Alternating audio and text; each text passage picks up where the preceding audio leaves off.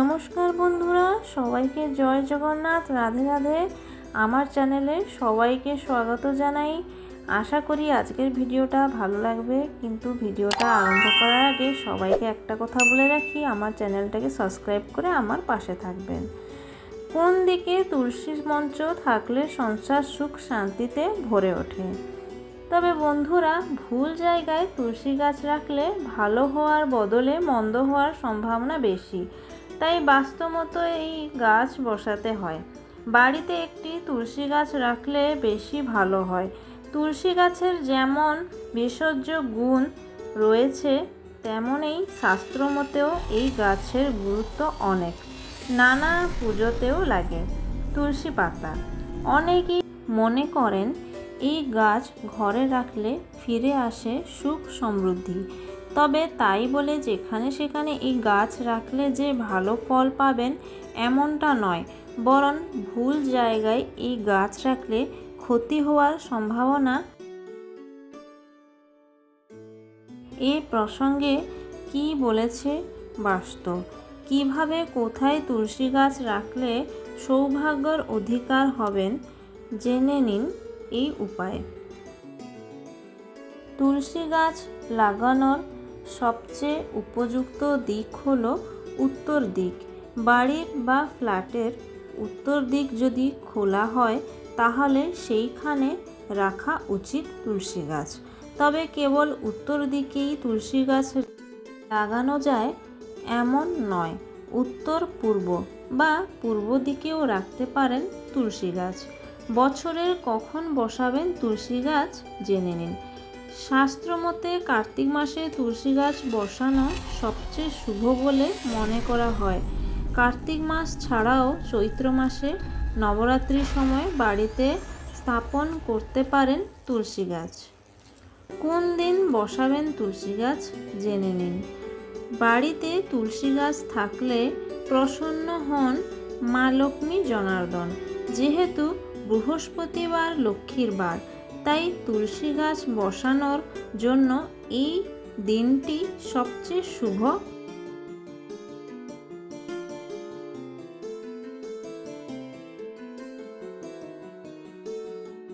তুলসী গাছকে বাঁচানোর জন্য করণীয় উপায় জেনে নিন। সঠিক পরিমাণে জল দিন। গাছের গোড়ায় মাটি 2 ইঞ্চ গভীর পর্যন্ত পরীক্ষা করে দেখুন, যদি মাটি শুকনো থাকে তবেই জল দিন। অতিরিক্ত জল যেমন গাছের ক্ষতি করে, তেমনই কম জলও গাছকে শুকিয়ে দিতে পারে। সঠিক পরিমাণে সূর্যের আলো নিশ্চিত করুন। তুলসী গাছের বৃদ্ধির জন্য প্রতিদিন 4 থেকে 6 ঘন্টা সরাসরি সূর্য আলো প্রয়োজন নিশ্চিত করুন।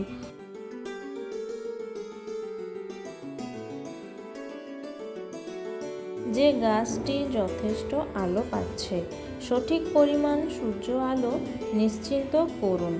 তুলসী গাছের বৃদ্ধির জন্য প্রতিদিন 4 থেকে 6 ঘন্টা সরাসরি সূর্য আলো প্রয়োজন নিশ্চিত করুন যে গাছটি যথেষ্ট আলো পাচ্ছে। মাটি পরীক্ষা কিভাবে করবেন? যদি মাটি দলা পাকিয়ে যায় এবং জল ঠিকভাবে ছাড়তে না পারে তাহলে মাটি পরিবর্তন করুন। প্রয়োজন: পুরনো পাত্র থেকে গাছটি তুলে শেকড় থেকে আলাদা করে নতুন মাটিতে প্রতিস্থাপন করুন।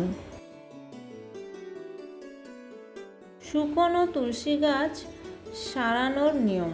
শুকনো তুলসী গাছকে কোথায় ফেলে না দিয়ে একটি পবিত্র স্থানে, যেমন তুলসী মঞ্চে রাখুন। একটি নতুন সুস্থ গাছ প্রতিস্থাপন করুন, যা ঘরে ইতিবাচক শক্তি নিয়ে আসবে। কিছু ঐতিহ্য অনুযায়ী তুলসী গাছ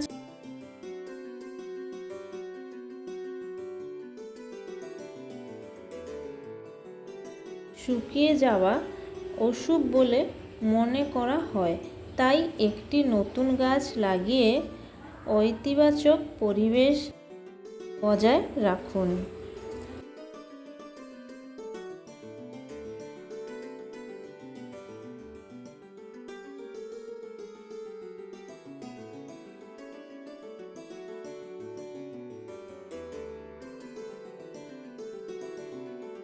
কোন দিন তুলসী গাছে জল দিতে নেই?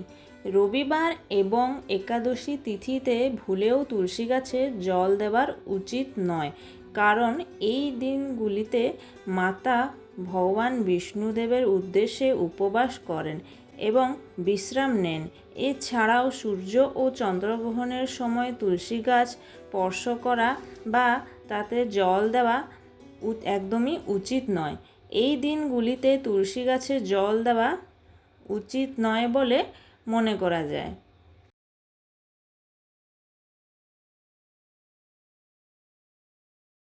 তো বন্ধুরা, আজকে তুলসী মায়ের কথা শুনে কেমন লাগলো তোমাদেরকে অবশ্যই কিন্তু কমেন্ট করে জানাবেন।